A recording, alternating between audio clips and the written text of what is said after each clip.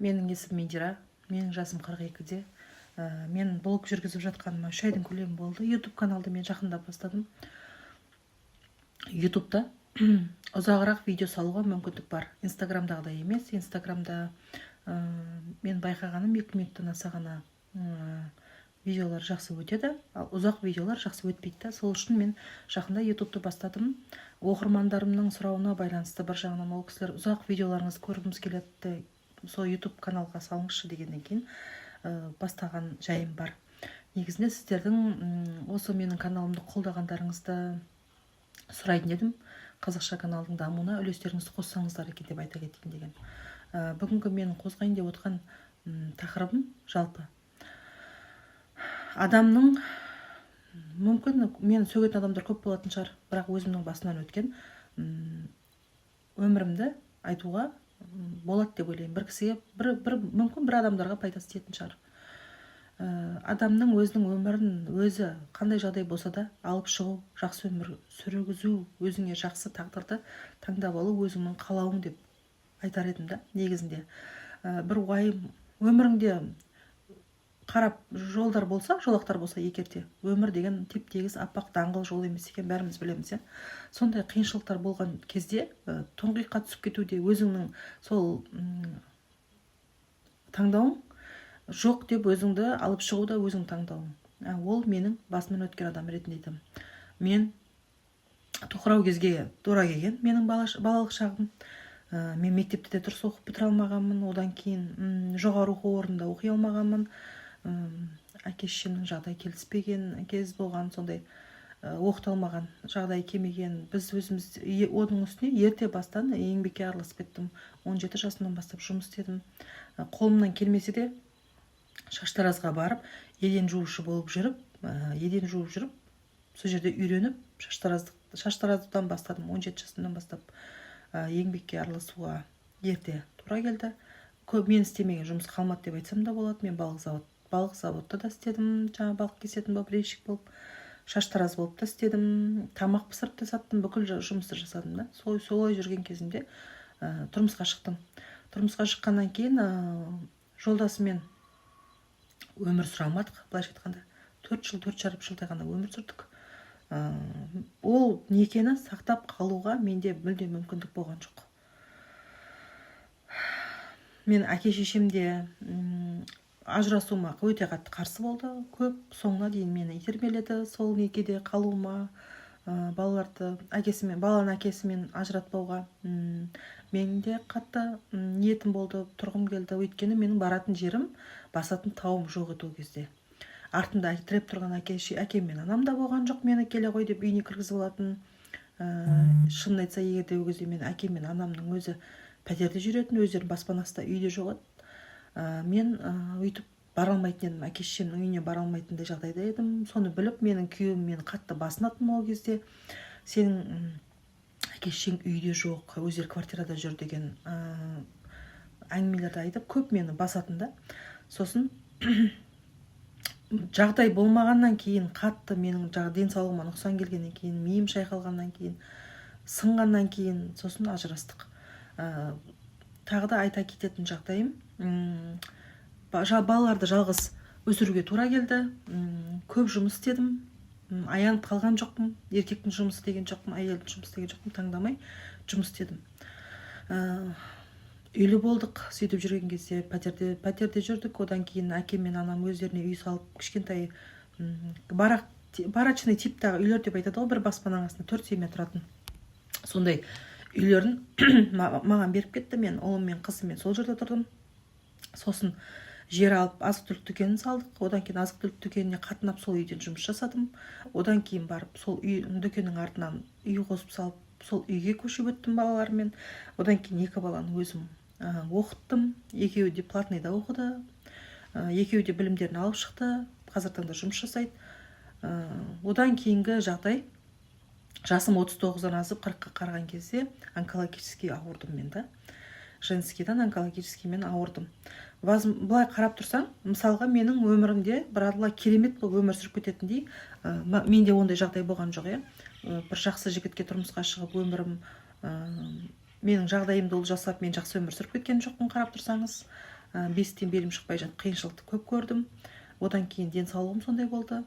Біратыла бақыттан бас айналатындай қатты жағдай болған жоқ та менде. Сондай өмір бола тұра мен өзімнің өмірімнің таңдауын өзім таңдап алып шықтым деп ойлаймын. Мүмкін менің орнымда басқа адам болғанда мүмкін күйзеліске түсіп кететін еді, жақсы өмір сүрмейтін еді, жаман қылықтарға әуестеніп кететін беді, жаман жол таңдап кететін беді, мүмкін. Бірақ ол менің басында ондай өмір болған жоқ, менің таңдауым ол болған жоқ. Менің таңдауым қандай қиыншылық болса да алға жүру, еңсеріп, балаларыма жақсы өмір сыйлау, өзім көре алмаған, өзім басымнан өткізе алмаған балалық шақты балаларыма сыйлау менің арманым болды. Одан кейін мен тұрмысқа шыққан жоқпын. Мен сол кезде білдім, ажырасқаннан кейін тұрмысқа шыққан келіншектер болды. Менің таныстарымның арасында болды ондай адамдар. Солардың балдары қандай күй кешіп жатқанын көрдім. Ол кезде қазіргідей осындай әлеуметтік желі жоқ болса да теледидардан көріп жүрдік қой. Өгей әкелердің естеген балаларына сондай жағдайлар көргеннен кейін мен балаларыма ондай өмірді қаламағаннан кейін басыбайлы тұрмысқа шықпағаным да сол себебі.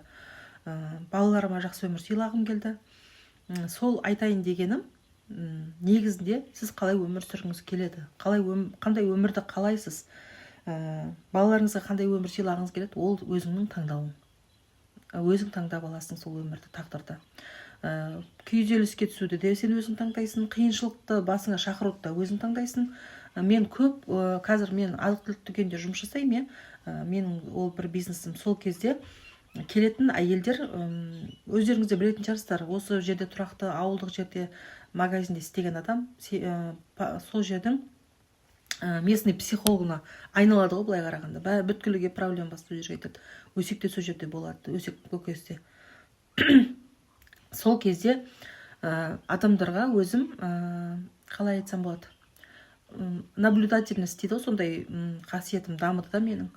Сол әйелдер келіп кім жаловаться етеді үнемі, күйеуін жамандайды, балаларын жамандайды, өкінішке орай өмірлері сондай болады. Үнемі сол айналып келе береді, как белка в колесе дейді ғой. Өзі көп жағдайды позволять етпейтін, көп ақша менің өмірде болмайды, ондай өмір сүру бізге қайдан, біз ондай өмірді сүре алмаймыз деп жақсылыққа өзін лайық санамайтын адамдарда өмірлері сондай. Мен солай көп аңғарамын. Өзіміздің араласатын ортамызда да менде бізде болмайды, қайдан бізде ондай болу, мен ондайға лайықты емеспін ғой, менің осындай өмір сүргенмін, мен осындай қателіктерім бар, мен жақсы өмір сүрмеймін, мен ондай нәрсе менде болмайды, қаяқтан деп. Ол бір мынау Құдайдың бір кереметін де өзіне қимайтын адамдар бар да. Кереметтің бар екенін өмірде, өмірі өзгеретініне сенбейтін адамдар да бар, өкінішке орай. Міне сондай кісілер де өзіне соны тартатынын мен түсіндім да. Түсінгенде мен оған дейін таңдау өзімде екенін білетінмін, жақсы өмірге үнемі ұмтылатынмын. Мен қазіргі жағдайым Аллаға шүкір, тәуба, жақсы. Мен 39 жасымнан бастап жаман аурумен ауырдым. 2-ші стадия онкология, злокачественный опухоль деген диагноз қойылса да маған бір өзіме риза болатыным, өзімді мақтауға болатын жағдай. Мен ешқашанда өмірімде ондай кезең келетінін, мен жатып қалатынымды көзіме елестеткен де жоқпын, сенген де жоқпын. Әуелі Алла, одан кейін өзім балаларды ойладым үнемі. Мен өзім химия алған кісілер болса білет араларыңызда адам қандай күйде болатында. Химия алып өзім солай нашарлап жатқан кезімде, тамағымнан бір ұрттам су өтпей жатқан кездерде мен бауырларыма айтатынмын.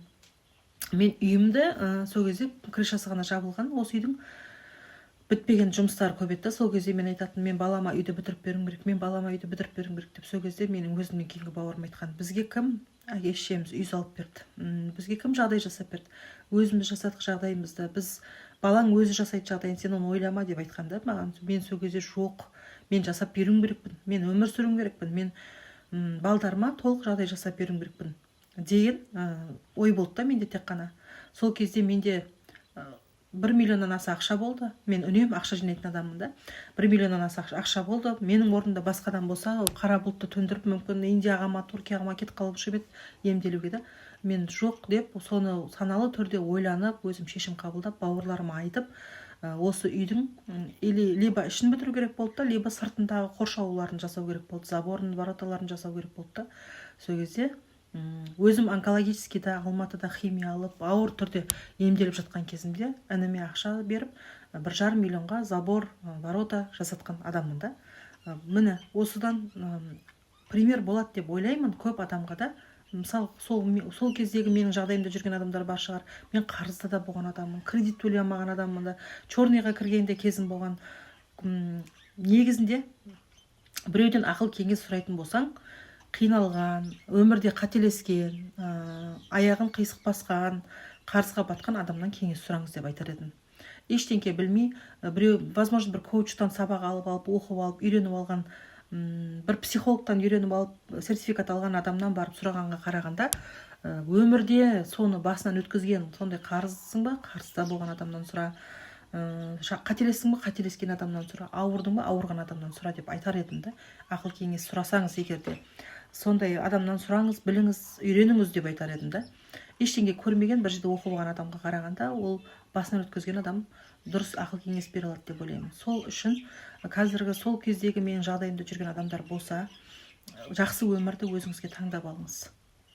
Алладан сұраңыз, құлшылық жасаңыз, Аллаға жақын болыңыз, Аллахтан қол үзбеңіз. Бірақ екіншісі, тек қана өзіңізді өзіңіз сол қиыншылықтан алып шыға алатыныңызға, өзіңізге дұрыс жол өзіңіз көрсете алатыныңызға, өзіңіздің қолдаушыңыз тек қана өзіңіз болатын. Айналып келген кезде бүкіл әлем сізден теріс айналса да, тек қана сіздің өзіңізде бар екеніңізге, өзіңізді өзіңіз алып шыға алатыныңызға сеніңіз. Сеніміңізді ешқашанда жоғалтпаңыз деп айтатын едім. Біз бұл өмірге жалғыз келдік, жалғыз кетеміз. Мен сол жаман аурумен қатты ауырған кезімде соны сезіндім. Больницада бір өзім жаттым, мен қасымда мен бауырым барған жоқ, менің балаларым барған жоқ, мен әке-шешем барған жоқ.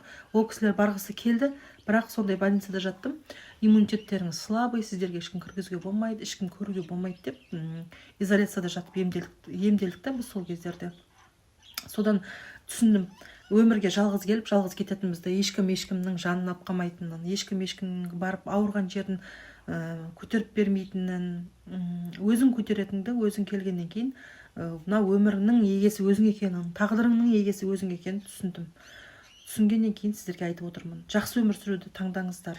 Қайғыруды емес, елдің бәрін жамандауды емес, елдің бәрін кінәлауды емес, өкіметті кінәлауды емес, айналып келгенде өзіңізге жақсы өмір сүретініңізге сеніңіз біріншіден. Екіншіден, барлық нәрсе мүмкін екеніне сеніңіз. Қазіргі қиналып жүрген жағдайыңыз сіздің мәңгі басыңызда қалып кетпейтін, өмір бойы сіз ол жағдайда қалып кетпейтініңізді түсініңіз, ұғыңыз деп айтар едім. Содан кейін тек қана жақсы өмірді, көп ақша табатыныңызға сеніңіз. Қазір сіз қарыз болып жүрсеңіз, тек қана қарызды ойлай бермеңіз, миыңызды айналдыра бермеңіз. Ол айналып келген нәрсе, мына бойыңызда сіз қазір қандай сезініп жатсыз, соны шақыра береді. Қайғыруды сезініп жатсыз, соны шақыра бересіз. Таң атпай тұрып, сол ой сіздің басыңызда без конца айналу арқылы соны өзіңізге шақыра беретініңізді түсінсеңіз екен деймін да. Түсінсеңіз екен. Тек қана жақсы нәрсені ойласаңыз, мына миға сол кезде қана мүмкіндіктерді көруге рұқсат бересіз. Өзіңізге мүмкіндіктерді көруге рұқсат бересіз. Өзіңіздің ішіңіздегі байланысыңыз болады, өзіңіздің ішіңізбен байланысасыз да. Сол миыңыз тыныштық тапқан кезде, тыныш күйге түскен кезіңізде, жамандықты ойламай жақсылықты шақырған кезде өзіңізге, сол кезде өзіңізбен сырласатын мүмкіндік туатын еді сізде. Ішіңізді тыңдайтын едіңіз.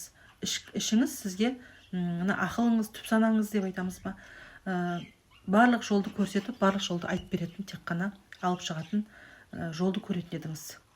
Сол үшін тұңғиыққа түсуді емес, уайымға батуды емес, жақсы өмір сүруді, балаларыңызға жақсы өмір сыйлауды, айналаңызда адамдардың бәрі сізге жау емес екенін, бәрі сізге жамандық ойламайтынын, мүмкін бір мүмкіндіктердің сізге келіп тұрған, даже сізге бір Алла тағалам жолды ашып тұрған болуы мүмкін. Сол қайғыру арқылы, қиналу арқылы, елдің бәрін кінәлау арқылы сол мүмкіндіктерді көрмей қалуыңыз мүмкін да. Сол үшін өзіңіздің жаныңызға, миыңызға тыныштық беріп, тек қана жақсылықты ойлап, жақсы нәрсе болады менің өмірімде, мен жақсыға лайықтымын, мен ақылдымын, мен білемін, сенемін, менің келешекте, менің алдымда жақсы өмір сүру күтіп тұрғанына деген үмітпен, сондай бір настроймен дейді ғой, мықты настройды алып солай өмір сүріңіздер. сау болыңыздар. Менің қазақша каналымды қолдай кетіңіздер. Инстаграм парақшамды астына белгілеп кетем. Инстаграм парақшамда өте көп видеолар, жақсы мотивация беретін, мағыналы, мәнді видеолар бар. Кіріңіздер, көріңіздер, сіздерге пайдалы болғанын. Бір адамға болса да, бір иненің жасуындай дейді ғой, сондай пайдам тигенін қалаймын. Сау болыңыздар.